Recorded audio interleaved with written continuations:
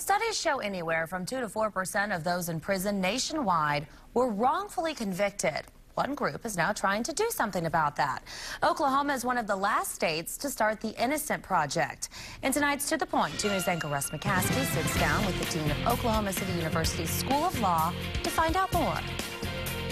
Happy today to have Larry Hellman with us. Thanks for being with us today. Thank you for having me. You're from Oklahoma City University Law School, and you got a great program that you're starting up. Tell us a little bit about what you're doing with some of the students. Well, this is an Oklahoma Innocence Project. It's a statewide program to teach students skills that law schools historically have not been so great about. And the skills are going to be focused on identifying and rectifying wrongful convictions, that is, where an innocent person is actually in prison and the true perpetrator is at large. Yeah, and we've had some cases, a couple death row cases, in fact, and John Grissom wrote the one book on Innocent Man, yes, and so forth. So we know that there have been some in the past. Right. When you start diving into this, do you think that you're going to find that there have been some cases that are currently right now on the books where people are serving time where they're innocent? It's very likely. Now, we don't believe that the vast majority of convictions are erroneous or incorrect, but we know from national statistics that between 2 and 5% of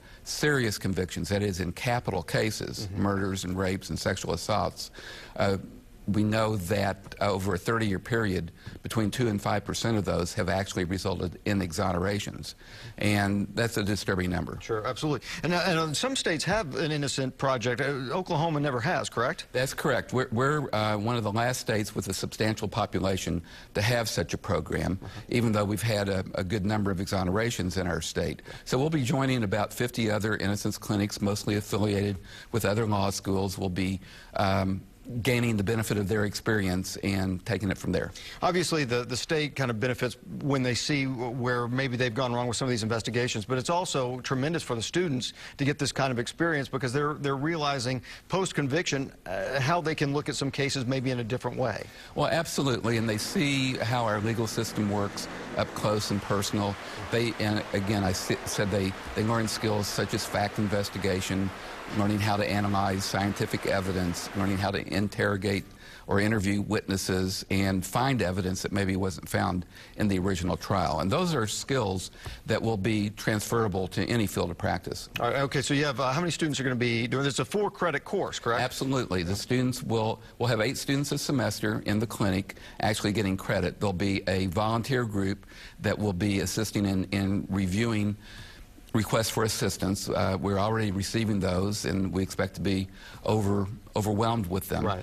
And the students who get into the clinic have to apply and be selected by the professor, and they have to have had a prerequisite course, which is being offered right now this summer, called wrongful convictions, so that they become familiar with the patterns that the prior cases have exposed. Yeah. Who do you think gets the most benefit, the students or the state with the legal system, or is it just a good thing for everybody? This is a win-win-win deal. Number one, some terrible injustices can be corrected.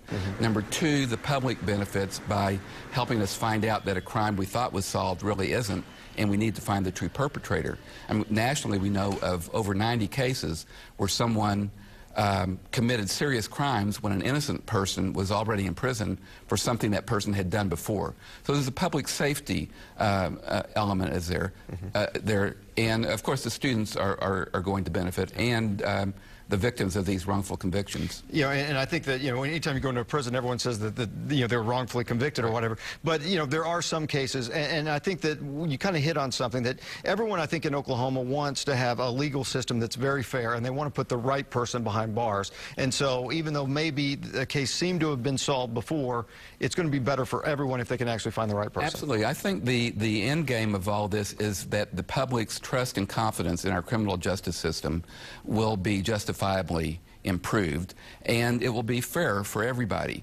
No prosecutor wants to convict the wrong person, and where mistakes have been made, it's often the prosecutors who take the lead in rectifying them. All right. Larry Hellman with Oklahoma City University School of Law. Thanks for being with us. Thanks so much, Russ. Good luck with that program.